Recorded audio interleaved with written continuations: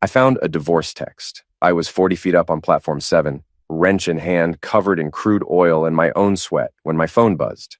The Houston sun was cooking us like eggs on a skillet, and I'd been working a double shift because Big Mike needed bodies and I needed the overtime. My kids, Noah and little Daisy, had been asking about summer camp, and camp costs money. Everything costs money when you're a roughneck. The text was from Vanessa, my wife of 14 years. I'm leaving you, moving to Palm Springs with Tyler, took what I needed from the accounts. You'll hear from my lawyer, don't contact me. I read it 3 times. The words didn't change. Tyler, Ty Becker. The 25-year-old personal trainer she'd hired 6 months ago. The guy who posted shirtless selfies and called himself an entrepreneur. I'd met him twice. He had perfect teeth and talked about disrupting the wellness space. I'd wanted to disrupt his face. I climbed down from the platform slowly, my hands shaking. Not from fear, from something else. Something cold settling into my chest like ice. Tom, you good? Big Mike called from the ground. He was a mountain of a man, 300 pounds of muscle and barbecue, with a voice like gravel in a blender. Yeah, I said, just need a minute. I walked to the edge of the site and called my bank. The automated system cheerfully informed me that my checking account had a balance of $47. My savings account, the one with $12,000 we'd been building for years, had been closed 3 days ago. I called Vanessa, straight to voicemail. I called the house, disconnected. I called my kids. Noah's phone rang and rang. Daisy didn't even have a phone yet. She was only 8. That's when Rick pulled up in his beat-up Ford, dust trailing behind him like a comet. Rick Slick Alvarez had worked the rigs with me for 10 years before he got smart and became a private investigator. He was my best friend, my brother in everything but blood. He got out of the truck, took one look at my face, and said, "Who died?" "My marriage," I said, and showed him the text. Rick read it, his expression darkening. That son of a... She took the money, all of it. Jesus, Tom. I can't reach the kids. Rick pulled out his own phone, fingers flying. Give me 10 minutes. I know people. While he made calls, I sat on the bumper of his truck and stared at nothing. The oil rig pumped behind me, that rhythmic thump, thump, thump that had been the soundtrack of my adult life. 15 years I'd worked these fields. 15 years of broken backs and busted knuckles, of missing birthdays and school plays, of coming home so tired I could barely kiss my kids goodnight. For what? Okay, Rick said, walking back. So here's what I got. Your wife filed paperwork in California 2 weeks ago. Restraining order request. Denied, by the way, because you haven't done anything. But she tried. She's claiming you were emotionally absent and that she feared for her safety. That's insane. It gets better. The house? She sold it. Closed escrow yesterday. Your name was forged on the documents. My guy at the title company confirmed it. That's fraud, Tom. Real fraud. Where are my kids? Rick's face went dark. Palm Springs. Vanessa's got them enrolled in some private school out there. Told the administrators you'd abandoned the family? The ice in my chest cracked, and something hot poured through.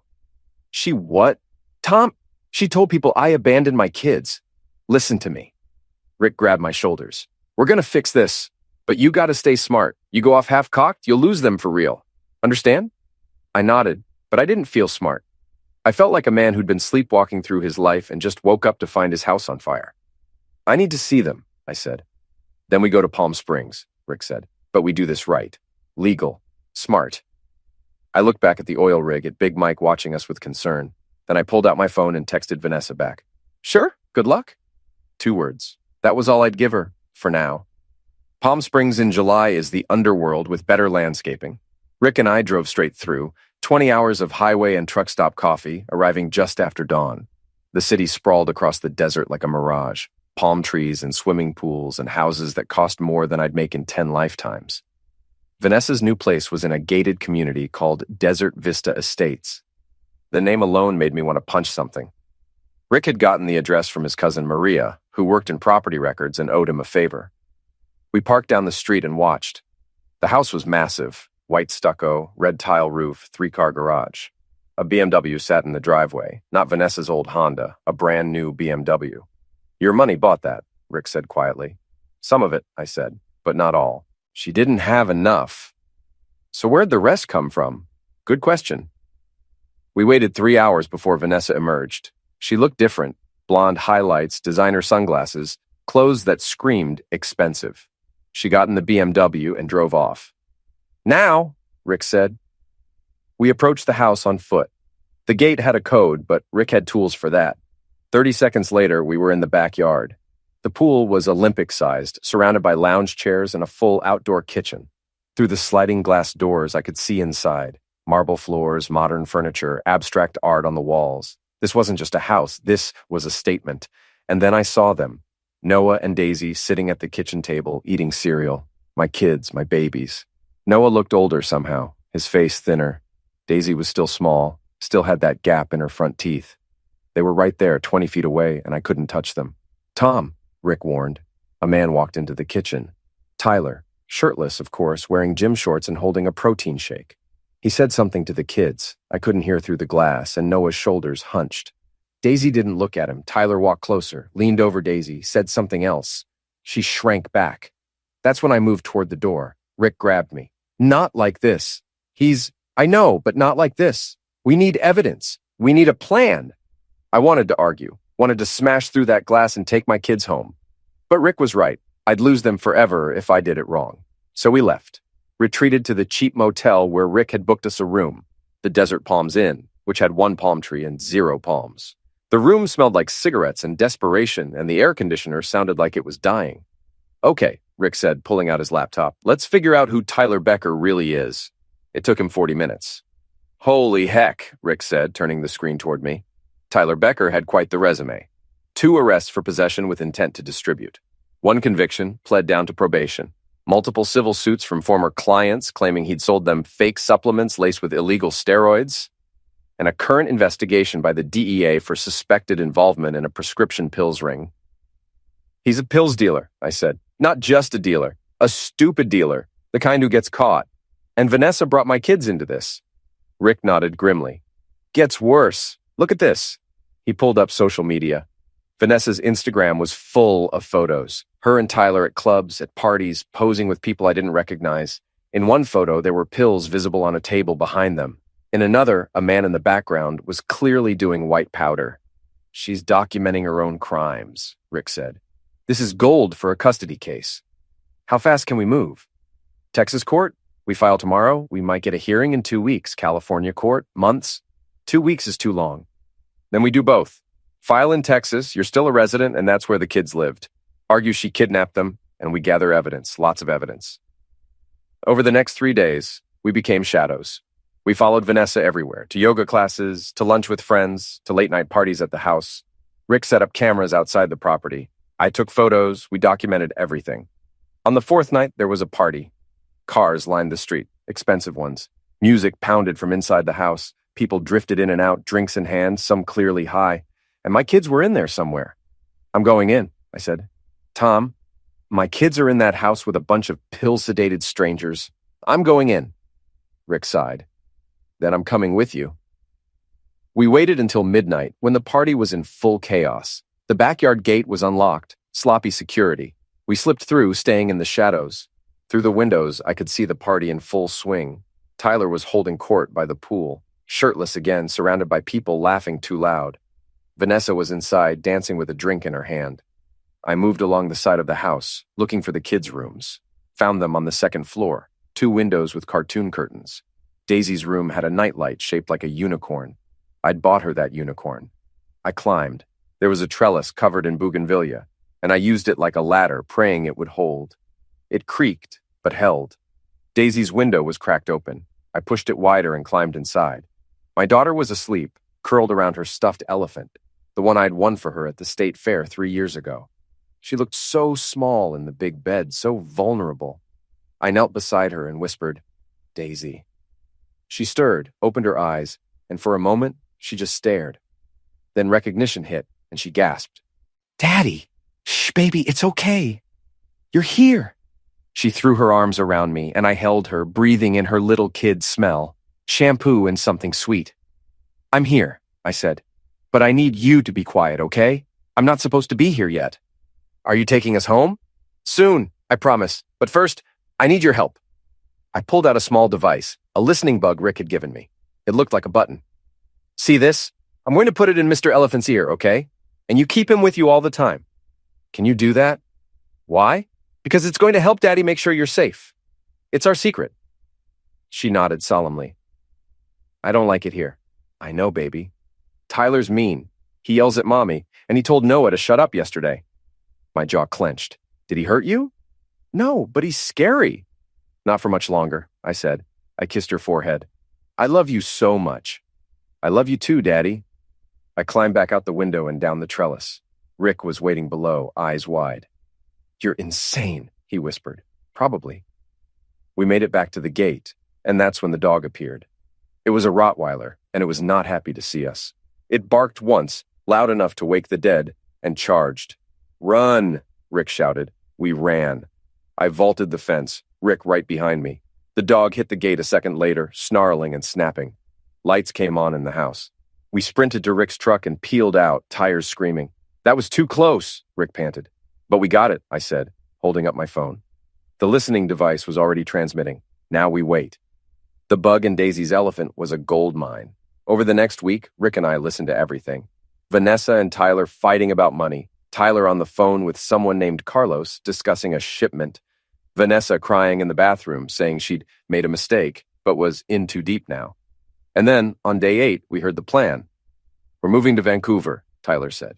Carlos has a place set up. We would take the kids, drive across the border, and we're golden. Clean slate. What about Tom? Vanessa asked. What about him? He's broke. He can't follow us to Canada. He's their father. And you're their mother. You've got custody. He's got nothing. Silence. Then Vanessa. When? 3 days. Carlos needs us to bring this shipment with us. We hide it in the kids' stuff.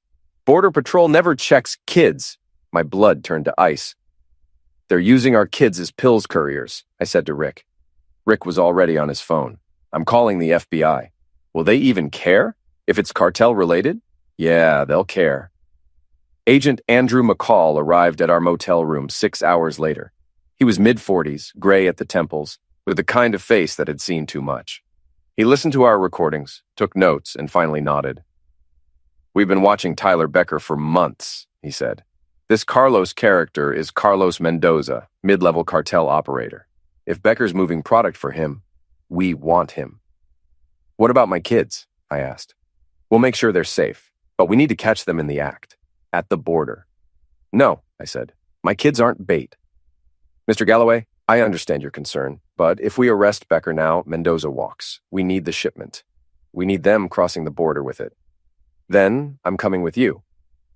McCall studied me. You're a civilian. Those are my kids. I'm coming. He sighed. Okay, but you follow my lead. Understood? I nodded. 3 days later, we were in position at the Canadian border crossing near Blaine, Washington. Rick and I were in an unmarked van with 2 other agents, watching the line of cars through binoculars. There, Rick said, pointing. Vanessa's BMW, 4th car back. I could see Noah in the back seat, Daisy beside him. Tyler was driving, Vanessa in the passenger seat. All units, target vehicle is in position, McCall said into his radio. Wait for my signal. The line moved slowly. My heart hammered against my ribs. The BMW reached the checkpoint. The border agent, one of ours, leaned down, asked questions. Tyler smiled, handed over passports. The agent nodded, waved them through. What? I started. Wait, McCall said. The BMW pulled forward into Canada, 20 yards, 50 yards. Then the lights came on. Canadian police, FBI, Border Patrol, all converging. The BMW stopped. Tyler tried to reverse, but there were cars behind him now, blocking him in. Go! McCall said. We moved. I was out of the van before it fully stopped, running toward the BMW. Agents were already pulling Tyler out, slamming him against the hood. Vanessa was screaming, and in the back seat, my kids were crying. I yanked open the door. Noah! Daisy! Daddy! Daisy launched herself at me, and I caught her, held her tight. Noah climbed out more slowly, his face pale. Dad, what's happening? It's okay, I said. Everything's okay now. It wasn't, of course. Agents were tearing apart the car, pulling out suitcases. They found the pills hidden in a false bottom of Daisy's princess backpack. 2 kilos of fentanyl. You son of a witch, I said to Tyler, who was being handcuffed. You put pills in my daughter's backpack. Tyler's perfect teeth were bared in a snarl. This is your fault. You ruined everything. No, I said calmly. You did that yourself. Vanessa was sitting on the ground, hands over her face, sobbing. An agent stood over her, talking into a radio. McCall approached me. We're arresting Becker. Multiple charges, pills trafficking, child endangerment, conspiracy. He's looking at 20 years minimum. What about her? I pointed at Vanessa. That's complicated. She didn't know about the pills. Her reaction was genuine. We've got nothing on her except bad judgment. She kidnapped my kids. That's a civil matter. You'll have to fight that in court. I wanted to argue, but I had my kids in my arms, and that was enough. For now. The custody battle started 2 weeks later in Houston. Vanessa had hired a lawyer, somehow, and was fighting for joint custody. She claimed she'd been manipulated by Tyler, that she'd had no idea about the pills, that she was a victim too. My lawyer, a sharp woman named Patricia Simmons, destroyed that narrative in the first hearing. Your Honor, Patricia said, standing before the judge, Mrs. Galloway sold the family home through fraudulent means, emptied joint bank accounts, moved the children across state lines without the father's consent, and was present during a pills trafficking operation. The fact that she claims ignorance doesn't change the fact that she endangered these children. Vanessa's lawyer, a slick guy named Raymond Marsh, stood up. Your Honor, my client was in a toxic relationship. With Tyler Becker, not with Mr. Galloway, Patricia interrupted. There is zero evidence of mistreatment from my client. Zero. What there is evidence of is Mrs. Galloway's pattern of reckless behavior, poor judgment, and prioritizing her own desires over her children's welfare. The judge, a stern woman named Judith Carver, looked at Vanessa over her glasses. Mrs. Galloway, did you or did you not forge your husband's signature on real estate documents? Vanessa hesitated. I thought he would agree. That's a yes or no question. Yes, but... And did you or did you not take the children to California without informing their father? Yes, but I had reasons. Mrs. Galloway, I don't care about your reasons. I care about the law. Judge Carver shuffled papers. Temporary custody is granted to Mr. Galloway. Mrs. Galloway, you will have supervised visitation once per month until we reconvene for a full hearing. Bailiff, next case. Vanessa's face went white. Your Honor, please. My decision is final. Outside the courthouse, Vanessa tried to approach me. Tom, please, we need to talk. No, I said, walking past her with the kids. They're my children, too. I stopped, turned. You sold them out for a BMW and a pool. You put pills in Daisy's backpack. You don't get to play the victim here. I didn't know about the pills. But you knew about Tyler. You knew what he was, and you chose him anyway. She had no answer for that. The real battle, though, wasn't in court. It was in the court of public opinion. Vanessa's friends, the Instagram moms, the yoga class crowd, had been her support system. They'd rallied around her when she left me, posting supportive messages about finding yourself and new beginnings. Then Rick leaked the story to the press. Local mother involved in border pills bust ran in the Houston Chronicle. The article included photos of the arrest, quotes from FBI agents, and a detailed timeline of events. Vanessa's social media exploded, not with support, with condemnation. Her friend Lila, the gossipy one who'd helped Rick get information, posted a long message. I can't believe I defended you. You put those babies in danger. I'm ashamed I called you my friend. Others piled on. Comments flooded Vanessa's Instagram, most of them brutal. She deleted her account within 24 hours, but the damage was done. I ran into Lila at the grocery store a week later. She approached me cautiously. Tom, I just want to say, I'm sorry. We all believed her lies about you. It's fine, I said. It's not fine. We should have known better. She was always so focused on appearances, on status. I think she saw Tyler as her ticket to a different life. Yeah, well, she got a different life, just not the one she wanted. Lila nodded. The kid's okay. They're resilient. We're working through it. If you need anything, babysitting, meals, whatever, let me know. A bunch of us want to help. Thanks, Lila. She walked away, and I realized something. Vanessa had lost everything. Not just me and the kids, not just the money, but her entire social circle, her reputation, her identity, and I barely lifted a finger. She destroyed herself. I thought it was over. I was wrong. Tyler made bail, some technicality with the Canadian arrest, and disappeared. The FBI assured me he was being monitored, that he couldn't leave the country, that I had nothing to worry about. They were wrong, too. It started with phone calls, unknown numbers always at night. I'd answer and there'd be silence, then a hang-up. Then the calls started coming to my work number, to Big Mike's office. "Someone's asking about you," Big Mike said one afternoon. "Guy came by yesterday, wanted to know your schedule." "What did he look like?" "Young, fit, pretty boy, said he was your brother-in-law." "Tyler," I called Agent McCall. "He's violating his bail conditions. We'll look into it." "Look into it? He's stalking me." "Mr. Galloway, I understand your concern, but unless he threatens you directly—" I hung up. Rick was more helpful. "He's desperate. The cartel wants their money back, and he's blaming you for the bust. We need to be careful." "I'm not hiding from this punk." "I'm not saying hide. I'm saying be smart." But Tyler wasn't smart. He was desperate, which is worse. 2 nights later, he showed up at my apartment.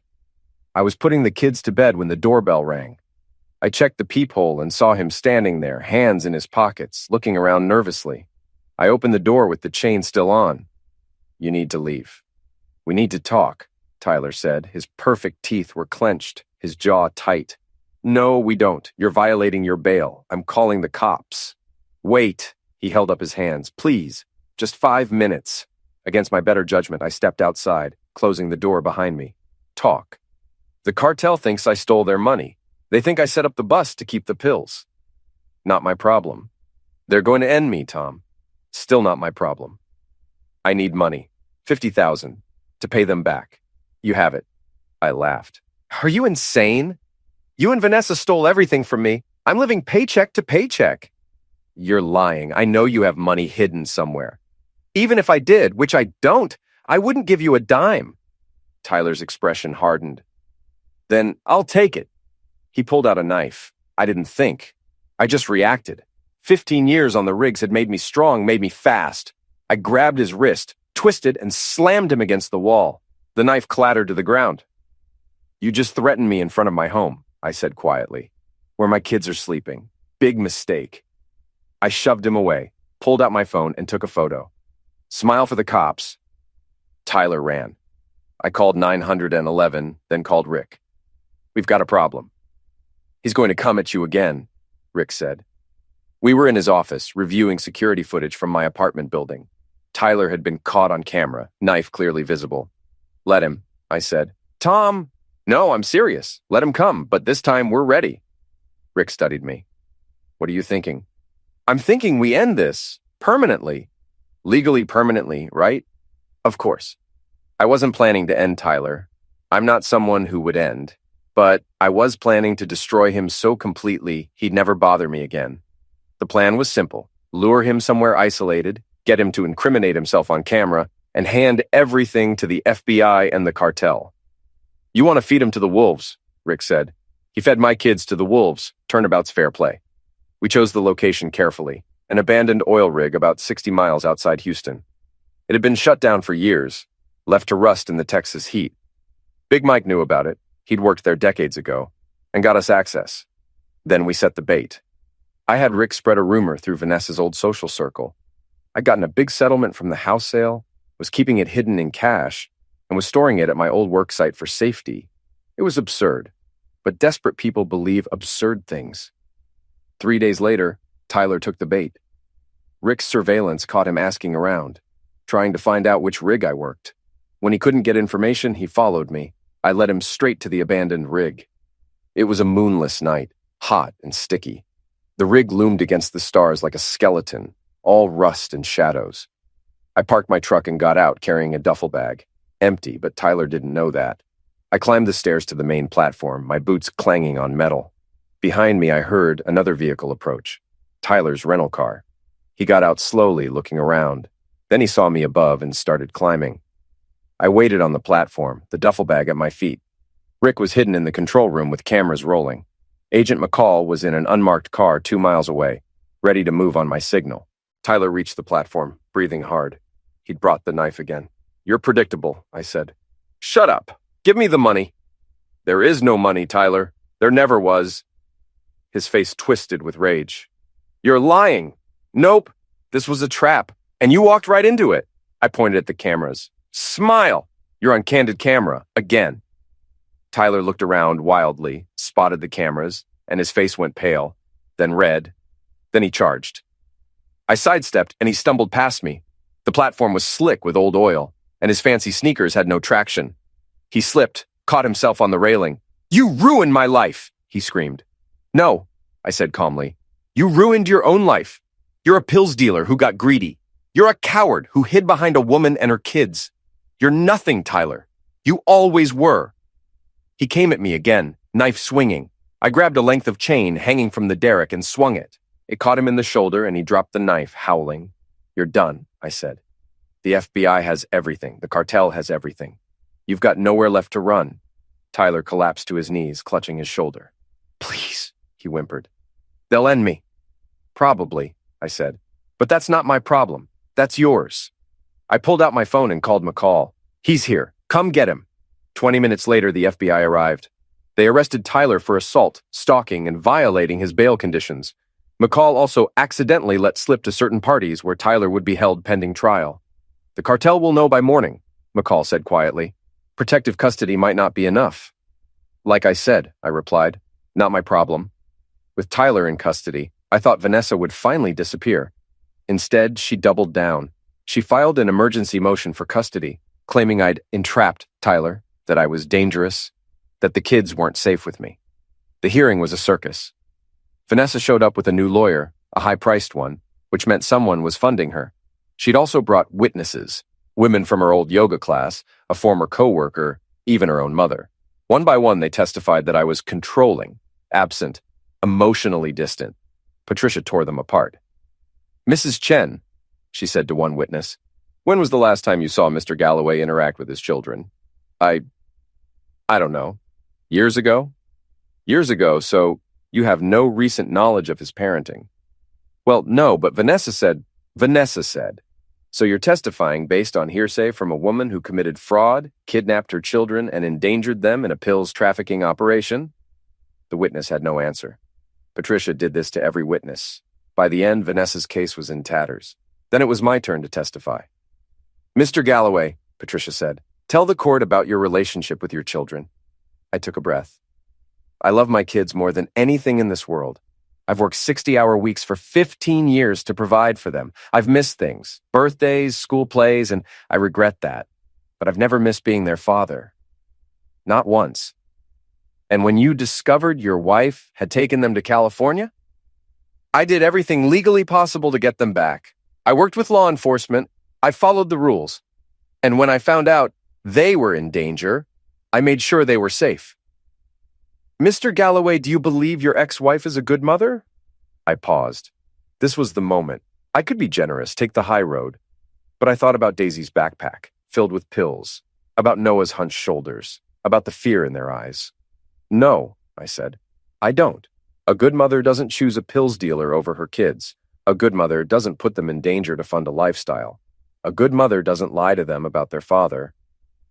Vanessa might have been a good mother once, but she's not anymore." The courtroom was silent. Judge Carver looked at Vanessa. "Mrs. Galloway, do you have anything to say?" Vanessa stood, tears streaming down her face. "I made mistakes, I know that. But I love my children, I deserve a second chance." "Mrs. Galloway," Judge Carver said, "second chances are earned. You haven't earned one. Full custody is granted to Mr. Galloway. You may have supervised visitation once per month, pending a review in 1 year. This court is adjourned." Vanessa collapsed into her chair, sobbing. Outside the courthouse, reporters were waiting. Somehow, the story had leaked. Again. And now it was national news. "Oil worker wins custody after border pills bust" was trending on social media. Vanessa tried to leave through a side door, but the reporters found her. They shouted questions, cameras flashing. "Mrs. Galloway, did you know about the pills? Mrs. Galloway, do you regret leaving your husband? Mrs. Galloway, what do you have to say to your children?" She tried to push through, but one reporter blocked her path. "Mrs. Galloway, your ex-husband says you chose a pills dealer over your kids. Is that true?" Vanessa snapped. "He's a liar. He's manipulative. He turned everyone against me." "So you're saying he's lying about the pills in your daughter's backpack?" "I didn't know about the pills." "But you knew Tyler Becker was a pills dealer. Court records show you were present during multiple transactions." "That's not... I never..." Vanessa looked around wildly, realizing she was trapped. "This is all his fault. Tom did this. He ruined everything." The cameras captured every word. By that evening, the video had gone viral. Entitled "Mother Blames Ex-Husband for Her Own Crimes" was the headline. The comments were brutal. Vanessa's phone number, email, and social media accounts were all doxed within hours. She had to change everything, delete everything, disappear from the internet entirely, but the damage was done. Her name was poison. No one would hire her. No one would rent to her. Her own mother stopped returning her calls. She'd lost everything. 6 months later, life had found a rhythm. Noah was in therapy, working through the trauma. He was doing better, smiling more, talking more. Daisy had nightmares sometimes, but they were getting less frequent. I'd taken a promotion at work. Less rig time, more management. Better hours, better pay. Big Mike had pulled strings, said I'd earned it. Rick stopped by most weekends. We'd grill, watch football, let the kids run wild in the yard. Normal life, the life I'd always wanted. And then Vanessa showed up. It was a Saturday afternoon. I was in the garage, teaching Noah how to change oil in my truck, when I heard the doorbell. I opened the door and there she was. She looked terrible, thin, pale, with dark circles under her eyes. Her clothes were cheap, her hair unwashed. She looked like she'd aged 10 years in 6 months. "Tom," she said, "please, I need to talk to you." "No, please, just 5 minutes." Against my better judgment, I stepped outside. "What do you want?" "I'm broke," she said. "I lost my job. I can't find another one. No one will hire me. I'm living in my car." "That's unfortunate." "Tom, please, I need help." "You need help? You stole everything from me. You put our kids in danger. You tried to destroy me in court. And now you want help? I made mistakes." "You made choices, Vanessa. Choices have consequences. I'm their mother." "You were their mother. Now you're just a woman who sees them once a month for an hour." Her face crumpled. "I've lost everything." "Yes," I said, "you have. How can you be so cruel?" I laughed. A harsh, bitter sound. "Cruel? You want to talk about cruel? You sent me a text. A text, Vanessa? After 14 years of marriage, after 2 kids, after everything we built together? You ended it with a text and stole my money. You told people I abandoned my family. You let a pills dealer put his hands on my kids, and you have the nerve to call me cruel?" She had no answer. "You wanted a new life," I continued. "You wanted Palm Springs and pools and BMWs. You wanted to be someone different. Well, congratulations. You got it. You're someone different now, someone no one wants to know." "Tom, I'm done, Vanessa. I've got my kids. I've got my life back. You're not part of that anymore. You never will be again." I turned to go back inside. "I'm sorry," she whispered. I stopped, looked back. "I don't care." I closed the door. Through the window, I watched her walk back to her car, a beat-up Honda with a cracked windshield. She sat in the driver's seat for a long time, head in her hands, shoulders shaking. Then she drove away. Noah appeared beside me. "Was that Mom?" "Yeah. Is she okay?" I thought about lying, but Noah deserved the truth. "No," I said, "she's not, but that's not our responsibility anymore." Noah nodded slowly. "Good." We went back to the garage, back to the truck, back to our lives. ## epilogue, the final word. 3 months after that, I got a call from Agent McCall. "Thought you'd want to know," he said. "Tyler Becker pled guilty, 25 years, no parole." "Good. The cartel got to him in lockup. Nothing fatal, but he'll be looking over his shoulder for the rest of his sentence." "Even better. There's more. We traced the money from your joint accounts. Vanessa didn't spend it all. There's about $8,000 left, frozen in an account in California. It's yours if you want it." "Put it in a trust for the kids," I said. "I don't want it." "You sure?" "I'm sure." I hung up and looked around my living room. It wasn't fancy.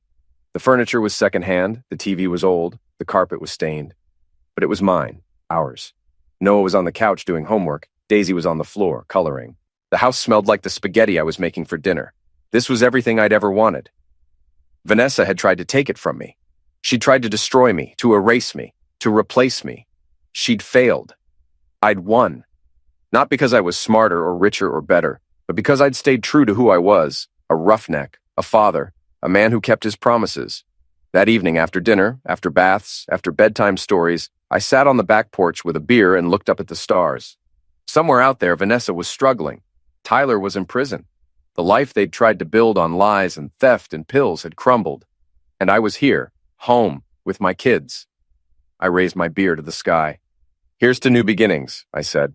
"The real kind. The stars didn't answer, but they didn't need to. I'd already won.